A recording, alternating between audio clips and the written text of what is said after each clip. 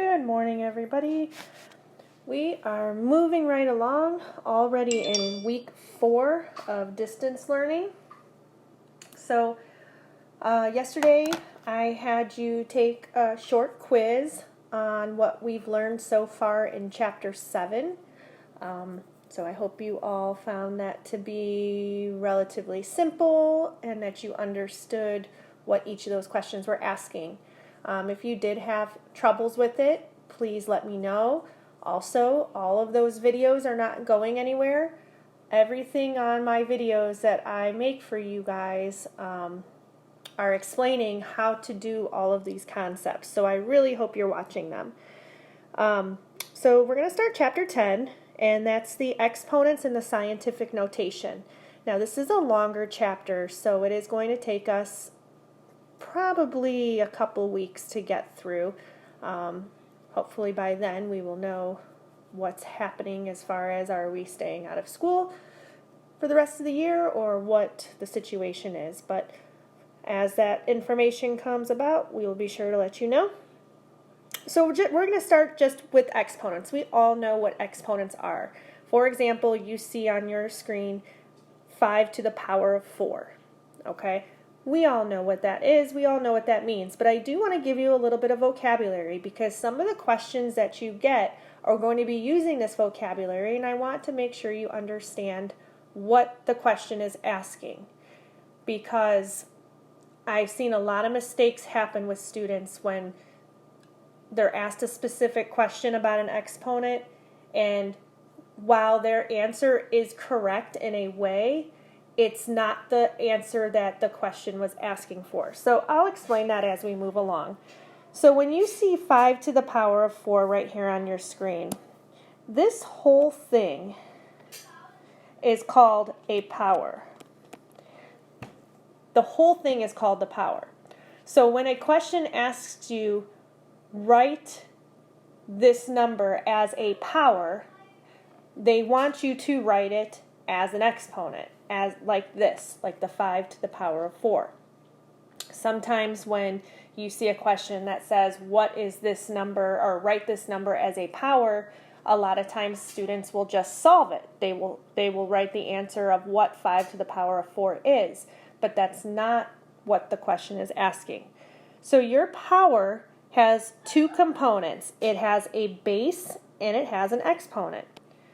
So the 5 is the base, and you can think of base as the big number. B for base, B for big number. And then we all know that this 4 is the exponent, and the exponent is the little number. And the whole thing is a power. So, expanded notation. When a question is asking you to write a power in expanded notation, then all that is simply saying is 5 times 5 times 5 times 5. You are multiplying 5 times 5 times 5 times 5. Okay? There's 4 5s. 4 is your exponent. And then when you solve these out, you can, you all have calculators that you're able to use now, but just so you know how to do it in your head, you can always do 5 times 5 is 25. This 5 times 5 is 25. And now we have 25 times 25, which equals 625, which you should remember from your perfect squares. Okay, so we have power and we have expanded notation. Okay, so there's a couple rules with exponents and when you include negative numbers. So for example, you have parentheses -5 to the power of 3. Now because the negative is inside the parentheses, that means that it is -5 times -5 times -5. Okay? So if that negative sign was not inside the parentheses, then you would not write it as -5 times -5 times -5. And we'll do an example the other way as well. So -5 times -5 is a positive 25. And then positive 25 times -5 is a negative 125. Okay, so that is when the negative is inside the parentheses. That is the number that you are multiplying however many times that exponent says. Now, if you have just -5 to the power of 4, but then there's no parentheses showing, then really what you're doing is just the 4 is only indicative to the 5, not to the negative. Up here, the 3 was to the 5 and to the negative. But now, since there's no parentheses, the 4 is only attached to the 5.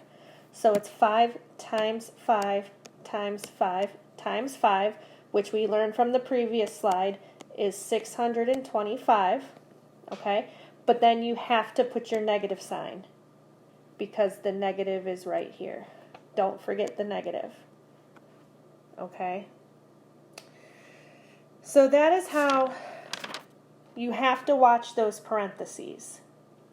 And as we go further into this chapter, you're going to see how that works out more.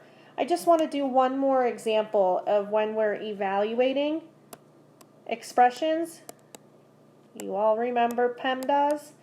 Parentheses, exponents, multiplication, division, addition, and subtraction. Okay? If I'm giving you an expression like this, okay, we don't have any parentheses. The next thing is exponents, so I do want to solve this first. So I'm going to rewrite my whole problem. 3 plus 2 times, and then 3 to the 4th power, and 3 to the 4th power is 81.